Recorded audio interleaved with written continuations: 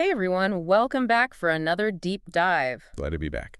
Today, we're going to be tackling a topic that I think a lot of people, myself included, maybe have some misconceptions about. We're talking mutual funds. Yeah, mutual funds sounds pretty dry. It does. You hear mutual funds and you kind of think, oh, that's just, Wall Street stock market stuff. Exactly. But we're going to try to spice it up a little bit today. Well, We've got a great piece from Certo Advisors called Mutual Fund Myths Debunked that we're going to be diving into.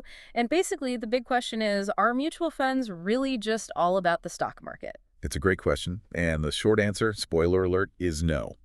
But we'll get into the details of that. Well, I'm definitely intrigued already. I mean, stocks, or as I guess the fancy folks call them, equities, that's just one piece of the puzzle, right? What else are these funds investing in? Yeah, so you're absolutely right. Equities are a big part of many mutual funds, but they're not the whole story. Mm-hmm. So you also got things like bonds in there. Yeah.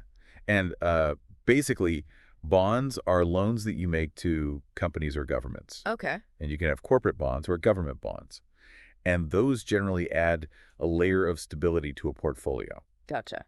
And then you also have things called money market instruments. Ooh, money market instruments. Now we're talking. Yeah, it sounds very fancy, but really it's things like treasury bills, Okay. certificates of deposit, CDs, you might have heard about those. Yeah. And these are generally very low risk. They're short-term investments, so they're kind of a safe place to park your money for a little while. So it sounds like when we're talking about mutual funds, we're not just talking about, throwing all your money into one particular stock and hoping for the best. It's Mhm. actually kind of like creating this diversified portfolio, almost like a little basket of different investments all in one. Yeah, exactly. I like the basket analogy. Yeah. It's kind of like you're not putting all your eggs in one basket, Right. which, as we know, is a good thing in investing because it reduces risk. And you this kind of leads into, I think, one of the big advantages of mutual funds, which is this idea of diversification. You mentioned that before, but it's basically the idea that, you don't want to put all your money in one place. If one investment goes down, you want other investments in your portfolio that might be going up or at least holding steady. Yeah, because if everything's going down at the same time, that's scary. Exactly. Yeah. But that's kind of the magic of mutual funds, right? It's like this built-in diversification in a way. Exactly. I think one of the things that maybe surprises people about mutual funds is that they can actually give you access to some investments that you wouldn't normally be able to buy on your own. Ooh, like what? Tell me, Yeah. tell me, tell me. Okay, so think about it this way. Some investments, like certain types of government bonds, they can have really high minimum buy-ins. Okay. So you might need like hundreds of thousands of dollars to buy one of these bonds. Whoa. Yeah, so most individual investors wouldn't be able to touch that. Yeah. But with a mutual fund, you're pooling your money with other investors. Right. So you're kind of all chipping in together. Okay. And suddenly you have access to these kind of exclusive investments. Ooh, it's like the VIP section of investments. Yeah. Yeah.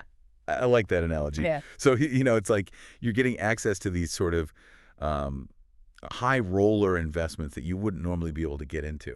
That's amazing. I mean, are we talking like crazy returns with these super secret investments? Well, I can't promise you any specific returns, but I can tell you that those types of investments, they have the potential for higher returns compared to, some of the more traditional, readily available options. Makes sense. I guess it depends, like how risky they are. Exactly. Yeah. Risk and return, they go hand in hand.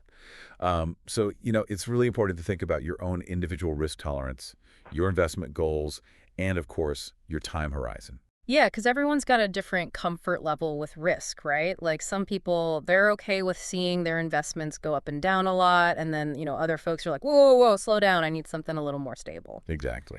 So I guess the big takeaway here is that mutual funds are a lot more than just stocks. It's about, diversifying your investments, Exactly. potentially getting access to these opportunities you might not normally have on your own. Absolutely. And I think, we've just scratched the surface here.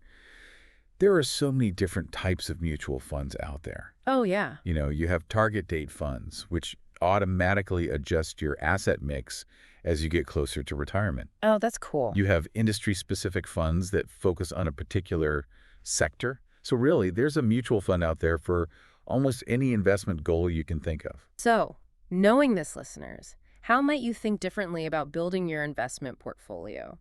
Would a more diversified approach with mutual funds help you reach those financial goals?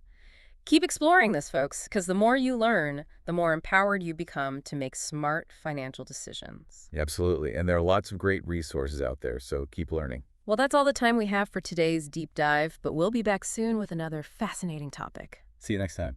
Bye, everyone.